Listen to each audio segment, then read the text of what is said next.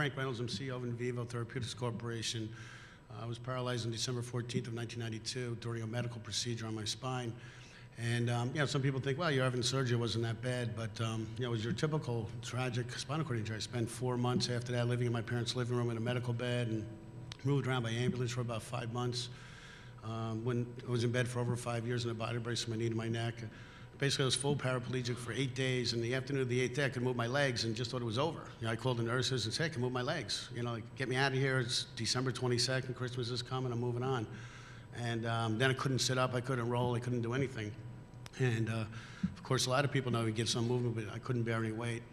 So anyway, it was you know, quite an ordeal. A few years into that process, I realized that the medical community wasn't going to help me, and I started doing my own research and kind of had a few coincidences occur. I went down to Johns Hopkins where a doctor had told me he had a plan for me to walk, and I was pretty excited about that. And anyway, went inpatient for 2 days and came back, and he just said, nobody ever recovers from your type of injury, and you have to accept that this is your lot in life. And a couple days after that, I saw a movie called Lorenzo's Oil, which was a true story about 2 people with no medical training.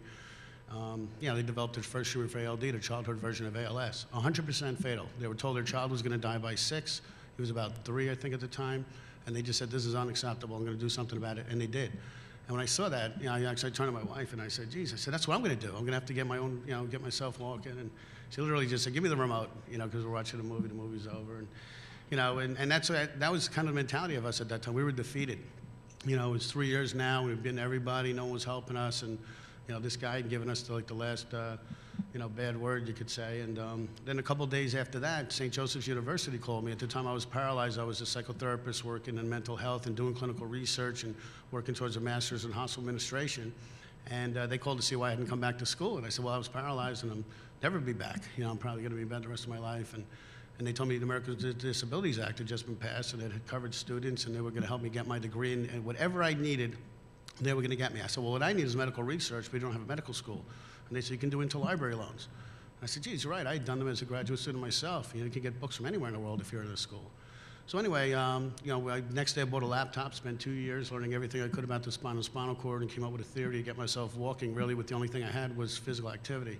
So I spent about 4 hours a day in a pool, not swimming. I still can't swim to this day, but I can do aquatic exercises. And my theory was that if I can activate endogenous neural stem cells, and yesterday there was a speaker on that, and I was really excited to hear all that. And my theory was if I'm moving my legs, I must have something healthy going on in there, and if I can activate it, believe me, there was some published research coming out at the time about activating stem cells. And actually, a lot of it's been followed up in, I think, 2002. There started becoming some good papers around physical activity and spinal cord neuroplasticity and things like that. But anyway, you know, I got myself back walking. I'd implemented a plan where it's 4 hours a day in a pool, and then I held my body over a treadmill. You know, nowadays we have a Locomat. You have a robotic system that can hold you over the treadmill. I didn't, so I held my body over my arms, and my feet started going. And I was walking about a quarter mile a day at 3 months, and we were really excited. And mile a day at 6, 3 miles a day at 9, and 5 miles a day at a year, and said, that's it, I'm going on with my life. And doctors wouldn't let me out of the body brace, and I realized they were concerned about liability, so I took it off myself and took a few steps back and drove forward. So anyway, you could say, and then I didn't think I was going to go on and try and develop a treatment for paralysis. I was just happy to be back in life, and I went to continue my education, actually, and kind of begged my way into the Ivy Leagues. I always say I'm not really Ivy League born, but I made it. And yeah, I said, listen, give me 4 classes. If I get 4 A's, you keep me. If I don't, you keep my money. So I made it. And so I got a master's degree in engineering from Penn, focused on drug discovery, and made my way to the Wharton School. And at Wharton, I was recruited by Siemens Corporation to become Director of Global Business Development.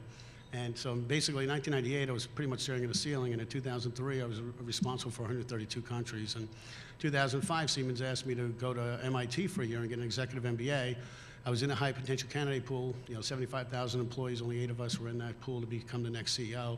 So I was really excited about the prospects of taking the year off, actually, and getting paid to study and go back and become the next CEO. But my first week at MIT, I met Bob Langer, and Bob was working on treatment for paralysis, and he had heard that I was paralyzed and walked. He wanted to meet me. I met him for about 15 minutes, and he said, maybe you can help us raise some grant money. I said, I'm here for a year. I'll give you some time. I'll try and do that. And of course, I'm going back to Siemens.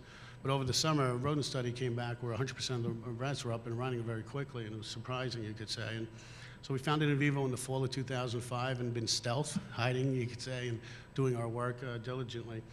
So we actually like to inject Bob Langer in. Bob's #1 in history of life science patents. He's #2 in history of patents behind Thomas Edison. He's a living legend. He did just make it to the finals of the Nobel Prize for this year. 3 people are asked a year to present in Stockholm, and he was one of the 3. We also have a Nobel Prize winner already on our team, Rich Roberts. His son's a quadriplegic. He brings great passion to our team. But, you know, Bob was a living legend, so I decided to kind of help him when we founded the company. We've been driving it ever since. But, you know, our approach is very different. People keep saying, how do you guys, you know, how'd you get monkeys running? Or, you know, why is it so different? I mean, there's been such a lot of effort, you could say, over the years. And, you know, a lot of the work that's being done right now is around cellular activity, and we view spinal cord injury as really a structural problem in combination with a cellular problem. So we look to repair the structure of the cord in addition to the cellular activity. And that's why we're getting our benefit. Yesterday, I know two different speakers were all discussing our technology. I mentioned that now it becomes an engineering problem. And I was like, that's right, that's exactly right. So our team is basically comprised of a lot of great people. But I'm going to play a little video of Bob Langer. Hopefully everybody can hear it. But he basically talks about what we're talking about, growing human body parts. He applied for patents back in the 70s to grow human body parts, and the FDA, I mean, the patent office called the FDA to see if it was feasible. They went up to MIT. They said, well, if he's at MIT, maybe it's possible. So they went to MIT and met Bob, and Bob actually went on to become head of the Science Advisory Board at the FDA for about a decade. I think he's had about 49 products approved by the FDA, artificial skin, transdermal patches, all kinds of technologies. Ted Kennedy got his cancer treatment when Ted had his brain tumor, and so he's just done a lot. So hopefully you can hear what he talks about. It's about a minute. Oops. Oh, now we're public. I forgot about this slide. So this is my first presentation as a public company. Hopefully we can hear Bob clearly. Oops. Therapy, stem cell therapy, regenerative medicine, I think offer opportunities for clinical treatments and business opportunities that you just can't do with drugs.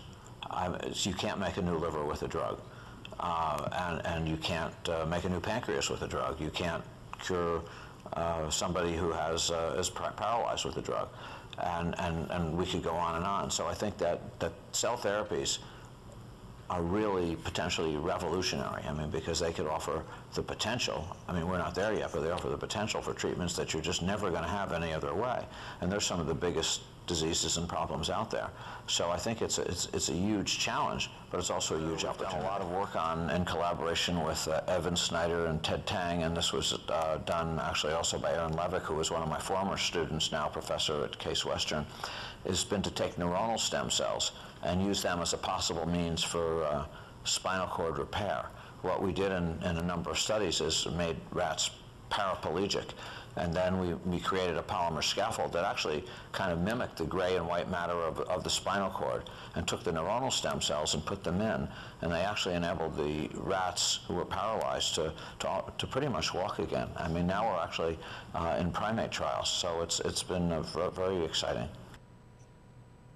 You know, that's exactly, you know, what we're doing. We're structurally repairing the cord. You know, we use an analogy, and it upset some people, but on 9/11, when the plane hit the building stood.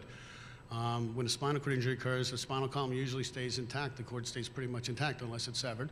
But then the secondary injury, of course, advances and takes the spinal cord down. And of course, the fires advanced in the World Trade Center and took the building down. So it's, you know, really a structural problem and cellular problem combined. So actually, when I did my research, I noticed that really there were silos of information, you could say, out there. And in Vivo, we've carefully brought together some of the world's best. Of course, here we have MIT engineers from Langer Lab. And by the way, I'm joined today by Dr. Christopher Pritchard, our Chief Science Officer, who's now an alum of Langer Lab and helping drive our technologies, co-invented some of it. We have over 100 patents, and feel really good about the scientific team we have in place. We'll talk about them a little bit. Of course, we have stem cell biologists, physiatrists, who of course helped save me. We have some great neurosurgeons, and we'll go into some of the team now. So for me, I think the best thing that's happened to me since I founded in Vivo is this award I got from the President of Ireland back in May 20th. Both my parents are Irish immigrants. I was the chosen child in the family to go to college, and I had to carry on the family legacy, and then I was paralyzed, and you know, went on to this life that I have now. And the President of Ireland honored me and basically gave me the top 50 life science person in the history of the country, not just this year or last year. I was sitting next to James Watson, who won the Nobel Prize in Medicine discovering DNA. And I'm sitting there going, what am I doing here? It doesn't make any sense. But, you know, our company's done some great things. And it's an honor to really receive the awards on behalf of our team. Again, we've talked about Bob Areni. Probably the most important prize he's won is the Millennium Prize. It's much harder to win than the Nobel Prize. It's given out every 4 years to any person in the world in any field of science, technology, or medicine.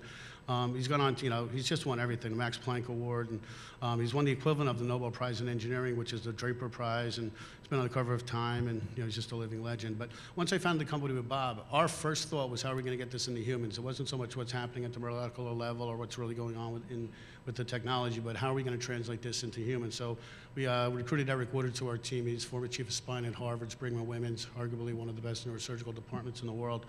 And, but what was important to me as a business person was that he was at Synthes Spine for 5 years, basically leading the North American neurosurgical team to develop spine products. So, not only a great clinician, and actually right now he has about a 10-month waiting list for surgery. He's really quite a surgeon and a researcher. And then we rounded out our team since. So actually now my former boss at Siemens, the CEO of Siemens, now works for me. He's on my board. He retired from Siemens last year. I was absolutely thrilled. And so it was interesting. He was mentoring me to become the CEO of Siemens, and now he's mentoring me as the new CEO of a publicly traded company. He actually took Siemens public himself back in 2001, so he's brought great knowledge to us. And another key person we have is David Fogley. He's former head of he was former director of the Center for Devices and Center for Biologics at the FDA. He's a super guy. Everybody at the FDA really likes him. And of course, Rich Roberts, Nobel laureate in medicine. His son's a quadriplegic, and of course, Chris. John Slotkins, a Harvard neurosurgeon who's now down at the Washington Brain and Spine Institute. But probably the most important ad that we had to our team was Reggie Edgerton. And of course, today we're still looking to expand our team. But Reggie brought to us some great technology from our primate work that you'll see in just a little bit. But basically, we all know about advancement of secondary injury. I only have a short period of time, so I'm going to try and just advance through that. But basically, as we all know, there's a couple types of injuries: your open wound and your closed wound, or your penetrating and your contusion. Of course, the secondary injury is going to advance. And again, I'm just going to skip the secondary injury slides. But basically, what we intend to do is, for an open wound, of course, a lot of them are nasty and ugly. It certainly won't be all of them. But for an open wound, we're actually going to be able to customize our device right in the operating room and literally plug it right in. And you'll see a video on the next slide of our Dr. Woodard actually doing that in one of our primate surgeries. And then in the closed wound, we're going to actually use a TUI needle to X-ray guide this. But we have extensive detail on how this whole procedure is going to occur. We have about 250-page document that details the activities and processes just from the point of injury to entering the operating room. And then, of course, after that, we have all that well documented. But again, if we can basically defeat that secondary injury, and again, early on, this is acute, but I'll talk a little bit about what we hope and expect for the chronic population. But here's Dr. Woodard. One of the things we get back is that if you put something in the spinal cord, what are you going to do with the fluids that are in there and displace them? And obviously, we have some of the best neurosurgeons doing our microsurgery work, so they're telling us not going to be a problem at all. But there, of course, is a concern about the fluid, and we tell everybody we're going to absorb the fluid with our device, and the device really doesn't expand much, which is quite remarkable. But here you can see on this video that we actually do absorb this fluid. What we've done with the injury model is basically probably the only injury model you'll get in a monkey that doesn't kill them. Most of them are going to have, if you can do a contusion, they're going to have bowel and bladder problems and probably die in the first 48 hours. So we basically do an open wound at T9, T10. We basically go nerve root to nerve root and cut 50% of the spinal cord out. Obviously, this injury isn't going to happen in humans, but again, from day one, we've had Eric Woodard translating everything we do right into the human model, so we're very confident this is going to work. Basically, what we're trying to do is, of course, defeat the bleeding and inflammation, and we're very confident we've done that based on our tissue analysis. You'll see a slide on that in just a little bit. But actually, what you just saw there was that white device. In just a 15-second period, it goes from white to pink to red. It absorbs that fluid. It becomes the color of the tissue around it. And again, a lot of people say you're never going to absorb it. So again, a lot of people here, of course, are very familiar with the seriousness of the trauma associated with spinal cord injuries. And of course, a lot of people have collapsed lungs and brain injuries and other types of injuries that may prevent an open back surgery from occurring. But we're going to intervene probably in the first 24 hours after surgery.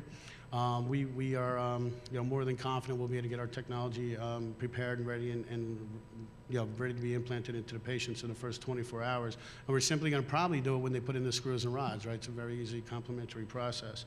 But this technology, of course, is for people that do have major injuries, and it's our next generation technology, and we're simply going to inject the device. So this device basically will solidify into the shape that we want it to in about 3 minutes. We've timed it at, I think we've got it down to about 3. Chris actually invented it himself. What's really important about this hydrogel is that it doesn't expand, and that's really, really important. Every hydrogel out there, even Duraseal products that are used to seal the spinal cord right now, expand and actually cause a little spinal cord damage. Ours does not expand, and that was one of Chris's great inventions. But then what's also important is it time releases drugs or cells, and we can actually mirror the curve of inflammation inflammation advancement with our drug release, defeating inflammation. So it's basically as the spinal cord is trying to inflame, we are actually defeating it by time releasing it. And Chris worked on that for about 4 months. And when he came in with that curve, it was just magical to see. And we just published that in the Journal of Biomaterials in September. Our first primate study we published in the Journal of Neuroscience Methods back in May. But again, we think the injectable is going to be very, very exciting, not only for drug delivery, but cell delivery. Here you can see Eric Woodard, our Chief Medical Officer, doing our first primate study. That's Dr. Slotkin, he's a Harvard neurosurgeon. He's in the scope, so he's in the cord there. We actually include that video because when we first started showing our primates results, people said you didn't hurt them. You know, yeah, some people actually wanted to call a primate center and see if we really did surgeries because the results were phenomenal. But now I want to talk about something that everyone's going to think is crazy, but we believe is very possible. And by the way, everything I've ever done in Vivo, I've been told we're crazy, right? And we just keep kind of plodding along, and kind of like that little engine that does. That's what we call ourselves. But basically, you know, of course, with scar tissue, if you can cut that scar tissue out, everybody says, what are you going to do? There's a gaping hole. And we're down to Miami project about a month ago, and of course, they've tried extensive work in chronic injury. And you know, they said, look, you just have this gaping hole. You put your cells in, and you know, it's a big problem. And I said, yeah, you have a structural problem, don't you? Right? You cut that out, you're going to have a structural problem. So if you can plug your device in with stem cells, bridging healthy tissue to healthy tissue, which is, by the way, what we're doing in the acute model in the monkeys. Of course, we have a healthy monkey spinal cord. We cut it out, and then our device bridges healthy tissue to healthy tissue with cells, and you'll see a monkey running with our scaffolding, human neural stem cells in a minute. But in theory, if you can then cut out the scar tissue, leaving, just like in cancer and tumors, you want to have the margins have to be really close, but you take all the bad and leave as much of the good. Bridging healthy tissue to healthy tissue in the chronic population. It's exactly what we're doing in the acute population in the monkeys. So again, it's not tested yet, but we feel good about that. And by the way, these are stem cells on our device. What we expect for the chronic population is the patients would fly into Boston, we take their cells, grow them to a therapeutic level, and we have a really good idea what that volume is. Over that time, of course, we get you 2D and 3D MRIs. We know exactly what your lesion looks like and what we'd want to remove. Of course, we come up with a strategy for removal, and then you'd come back in, we'd remove your scar and have the device ready with your own cells, and you don't have immune rejection issues. So, we're really excited about that possibility. So here's our first primate study, and again, nobody had ever gotten a monkey to benefit before, and we weren't caught by surprise, but it was surprising, I can tell you that. When we first saw him walk. So basically, this monkey has our scaffolding human neural stem cells. This would be the technology for the chronic population, and you can see that this monkey is clearly paralyzed 2 days post-op. And then here's the monkey 5 weeks later. You can see that the spine is parallel to the ground, walking fine, tail is functioning. Unfortunately, you could say we were a very little company. I actually paid for part of this primate study on my credit cards. We literally would roll this ambulation chamber up to the cage, open the cage, and let the monkey run in, and basically keep your fingers crossed that it wanted to walk around or something. And it was really frustrating because some days they didn't. So when we added Reggie Edgerton to the team, we added treadmills, and you'll see how the technology changes quickly. This is the technology we have at the FDA right now. It's a scaffold device with no drugs or no cells. It has a 1-year follow-up. I heard Giron discuss a 15-year follow-up yesterday, and I'm certainly glad ours has a 1-year, our first product to market. So, of course, in the future, then, when we add drugs and cells to that technology, it has a much abbreviated regulatory path because it's a product already approved. Our regulatory team is the same team that got the drug-eluting stent to market, and of course, the stent was approved, and once it's approved, you have a mitigated regulatory path by simply enhancing an existing effective device. So our strategy is, of course, to add the drugs and cells later. So again, this is 2 days post-op. You can see that this is what's called Brown-Séquard syndrome. You paralyze them so the left leg is paralyzed and right leg is functioning, and they both look identical on day 2. And then here they are 2 weeks later, and our treated animal is running and using his leg pretty normally. And of course, the control is still dragging his leg pretty bad. And now we have a lot of videos. I'm running out of time, so we're going to try and get to them. This is a 4-minute video. Same day, 2 weeks, scaffold, no drugs, no cells. Animal runs for 4 minutes here. I'm not going to play the whole thing, but what's nice, he constantly runs off his left leg. There he's going to run off his left leg. He's going to come back, constantly running off that left leg that you just saw was clearly paralyzed 2 weeks before. Then this is him at 5 weeks, still doing great. People say you got nice videos, but what's really going on, our tissue analysis proves our work. So here's where, of course, we cut the spinal cord. You can see all the gliosis and scarring in red. And then, of course, you can see there is some scarring around the area, but of course, look at how great the neurons are, all the nice, healthy cells. And so at the cellular level, we believe we can prove that our technology works. And of course, we've submitted a pre-ID to the FDA. We're submitting our final ID hopefully in the next 6 weeks. We're probably going to submit it the first week of January. We figure people are probably on vacation in December, but we'll wait until they come back. But we've had great follow-up talks with the FDA. It's been kind of surprising because you hear about so many bad stories, but they're very excited about this. They actually asked us why we won't put our stem cell technology through the FDA right now, and it's of course all the regulatory challenges and even scientific challenges. And again, if we can get that first one to market, we can fund the rest of the company. Even though we just went public and have some good cash now. But basically, it's, all the other studies are going to start with 10 patients, see how things go. But again, the big difference, 1-year patient follow-up with a biomaterial. So then, as I said, we added Reggie Edgerton to our team.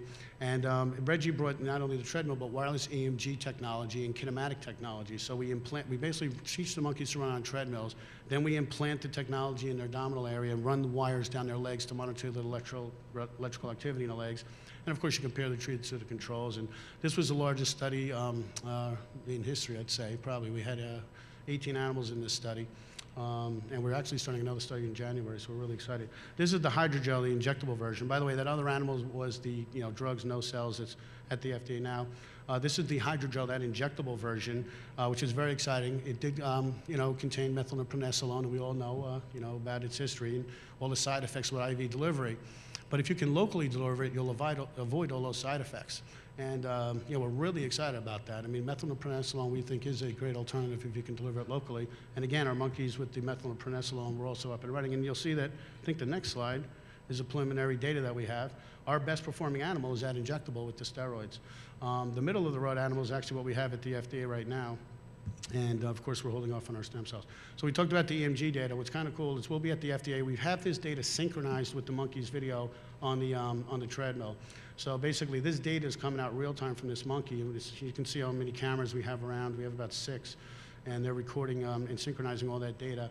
So we've engaged with Gregory Courtine, where some people may know. Gregory, some people wrote maybe the definitive paper on justifying spinal cord injury or primate research to support human studies in spinal cord injury. And so he's right now actually scoring all of our data. He'll be presenting it to the FDA with our team. And here's the kinematics. The kinematics really came back fabulous. It's very interesting. You basically put dots on key movement areas, and then you monitor their movement and compare treatments to controls. And again, it supports the neurobehavioral data. What's exciting about us from a technology standpoint, or trying to drive this to market, is the EMGs. We actually, again, nobody had ever, really got a monkey to walk after being paralyzed. So we had to invent our own assessment models. We created a whole new roadmap here. Everything we did, training the animals, assessing them, treating them. And again, that's why we're putting out methods papers now, because we need to explain to the world how we did things, so that when we put out our big results, they'll say, oh yeah, of course, we know how they did it, and these results are logical, they make sense. Anyway, we're really excited about the possibilities here. So actually, Bob Langer asked us to put this slide together. This is our rat data on the left and our monkey data on the right. And the scaffolding stem cells are our best performing of both animals. And the middle of the road, which is at the FDA right now, is also, in both animals. So what's interesting here is this is exactly what the Miami project and everybody else in here that's a researcher has found. You inject stem cells into an open area, you're not going to get anything. And so again, we think this really holds great hope for the chronic population. And again, so our product's going forward, and we might be able to get these things back-to-back years, but the scaffold alone first, our injectable technology, followed up with our chronic technology in 2014. Visit u2fp.org for more coverage from Working to Walk and the latest in spinal cord injury news.